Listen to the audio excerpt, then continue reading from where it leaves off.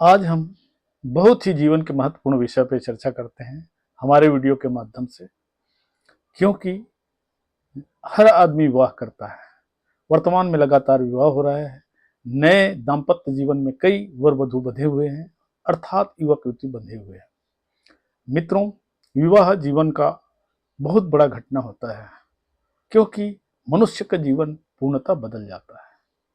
लेकिन हमारे हिंदू धर्म में विवाह को संस्कार माना गया है। जैसे नाम संस्करण होता है, विद्या आरंभ संस्करण होता है, उसी प्रकार विवाह भी एक संस्कार है। ऐसे 16 प्रकार के संस्कार हो जाता है। लेकिन वर्तमान में विवाह संस्कार नहीं, एक संविदा करार के रूप में हो गया है।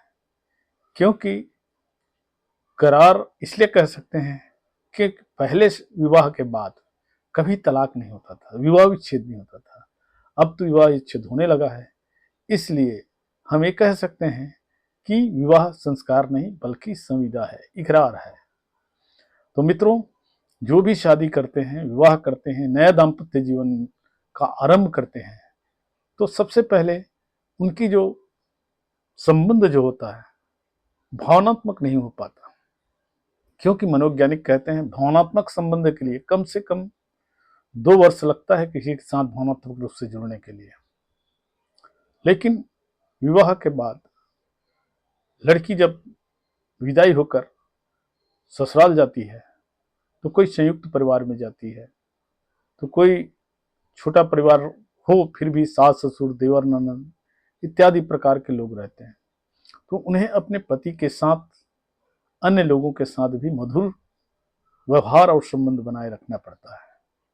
रहा बात एकांत का, पति पत्नी के बीच में जब तक एकांत या स्वतंत्रपूर्ण बातचीत ना हो तो एक दूसरे की भावनात्मक जुड़ाव में काफी समय लगेगा। तो साथियों, इस बात को जरूर ध्यान देना कि आप सफल शादी किसे कहते हैं। वीडियो में बने रहें। वीडियो को बीच में अगर छोड़ देंगे तो आप वंचित रह जाएंगे कि सफल विवाह का मापदंड क्या है। क्योंकि ये मैं बात सिलसिलेवार बता रहा हूं, तो ये आपको आखिरी में पता चलेगा। जैसे कि आप देख रहे हैं कि जितनी भी शादियां होती हैं कितने धूमधाम से होता है, लाखों करोड़ों रुपया खर्चा किया जाता है, इसके बावजूद भी विवाह टूट जाता है। ये बड़ा दुख का विषय होता है। इसलिए हम आज इस विषय पर चर्चा कर रहे हैं कि सफल विवाह किसे माने। स्वाभाविक रूप से मनुष्य स्वतंत्र है, हर आदमी स्वतंत्र रहना चाहता है, कोई नहीं चाहता कि किसी का गुलाम बने। लेकिन हमारा देश पुरुष प्रधान है और पुरुष लोग अपना अधिकार समझने लगता है, और जहां अधिकार वाली बात आती है तो विवाद स्वाभाविक है। पति पत्नी के बीच में लगभग माह 1.5 माह तक के या कोई कोई 1 हफ्ता तक के ही सही रह पाता है।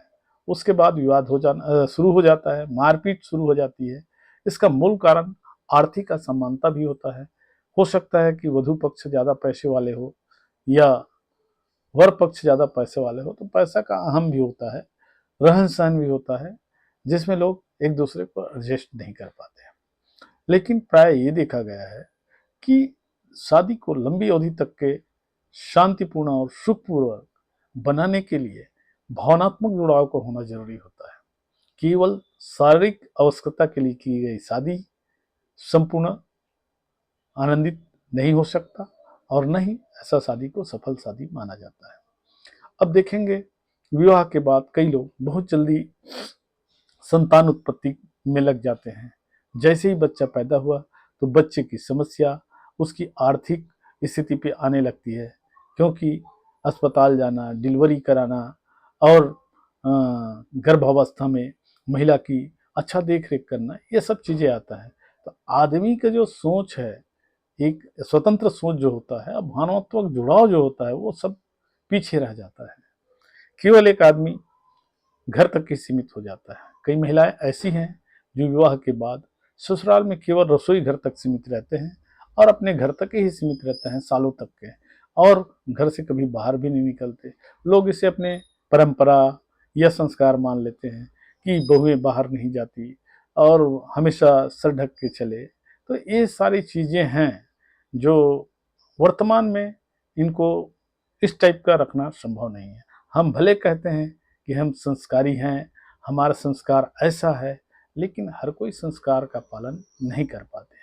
बदलती हुई परिवेश में आप पूरे पुराने संस्कार को लेकर नहीं चल सकते। आज की रहन सहन, पहनावा, इसी से आपको पता लग जाएगा कि हम कितने पुराने संस्कार में चल रहे हैं।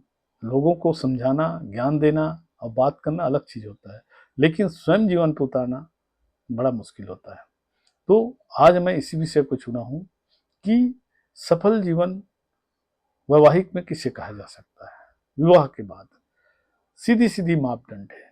ये तो स्वाभाविक है कि अगर घर के रसोई में 100 बर्तन या 10 बर्तन हैं तो बर्तन में टकराव होगा, तो पति पत्नी या ससुराल में टकराव होता ही है, और लड़ाई झगड़ा होता है, गाली गलौज भी होता है, मारपीट तक भी पहुंच जाता है, लेकिन बहुत जल्दी सॉल्व हो जाता है। तो स्वाभाविक झगड़ा कोई विशेष झगड़ा नहीं है। लेकिन जब आदमी को भावनात्मक रूप से एक दूसरे को जानने लग जाते हैं तो वो शादी का सही आनंद और शादी का सही महत्व समझ सकते हैं।